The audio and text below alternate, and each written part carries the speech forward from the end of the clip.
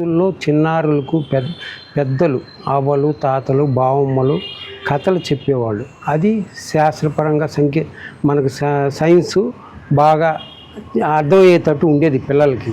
అంటే వాళ్ళు చెప్పే కథలు అలాంటివి అన్నమాట. ఇప్పుడు కథలు చెప్పేంత వాళ్ళు బావమ్మలు పెద్దలు లేరు. వాడిని దగ్గర కూడా చేర్చుకోవటం లేదు పిల్లలు. కాబట్టి నేను చెప్పేదంటే మనం జంతువులను ప్రేమించాలి. జంతువులను ప్రేమించాలంటే మనం క్రూర మృగాలు తీసుకొని చాకమని నేను చెప్పటం లేదు. ఇప్పుడు ఏనుగులు పులులు సింహాలు మనం తీసుకొచ్చి చాకలేము, అవి క్రూర మృగాలు.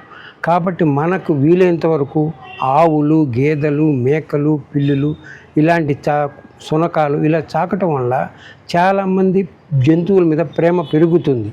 అంతే తప్ప వాటిని విచక్షణంగా చంపటం క్రూరంగా చేయటం అలా చేయబాకండి. దయచేసి మీకు విన్నవించుకునేదాన్ని బట్టి అవి ఒక మూగ జీవులు. మనం ప్రేమించే కొద్దీ అవి ప్రేమను చూపిస్తాయి. అవి మనతో మాట్లాడని దగ్గర వస్తాయి. ఆ విధంగానే నేను ప్రతినిత్యం కూడా శునకాలకి ఒక ఆహారం అందించటం, ప్రతిరోజు సాయంత్రం వేళల్లో ఆహారం ఎత్తకపోయి వాటికి అందరికీ ఆ శునకాలకు అందిస్తున్నాను. అలాగే ఆవులు నేను ఎక్కడ చూసినా కూడా ఆవులకి గోధుమ పిండి గోధుమలు ఇలాగ ఎత్తకపోయి ఆహారాన్ని అందిస్తుంటాను.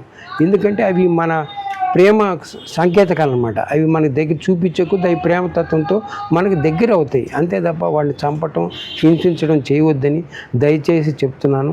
అలాగే పిల్లలకు కూడా వాటితో ప్రేమతత్వం నేర్పించండి. ఆ మూగజీవులతో ఎలా గడపాలా ఎలా ఉండాలన్నది నేను పులులు సింహాలు చాకమంటం లేదు. మన శునకాలు కుక్కలను తెచ్చుకొని చాకుంటూ వల్ల మా విశ్వాసం చూపిస్తుంది అది. అలాగే ఈ ఆవులకు మహాలక్ష్మితో సమానం అన్నమాట. వాటిని కూడా తీసుకొచ్చుకొని చాకలేని పరిస్థితుల్లో వదలండి. వాటికి ఆహారాన్ని అందించండి. అంతే రాళ్ళు తీసుకోవటం కర్రలు తీసుకుకొట్టడం అలా చేయవద్దని దయచేసి మీకు విన్నవించుకుంటున్నాను. అలాగే ఈనాటి పిల్లలకి వేటి వల్ల లాభం అన్నది పెద్దలు చెప్పేవాళ్ళు. చిన్నపిల్లలకు కూడా అర్థమయ్యేలా పెద్దలే చెప్పాలని మనవి చేసుకుంటున్నాను. విన్నవించుకున్నాను. జంతు శాస్త్రం గురించి వివరించండి. థ్యాంక్ యూ, ధన్యవాదాలు.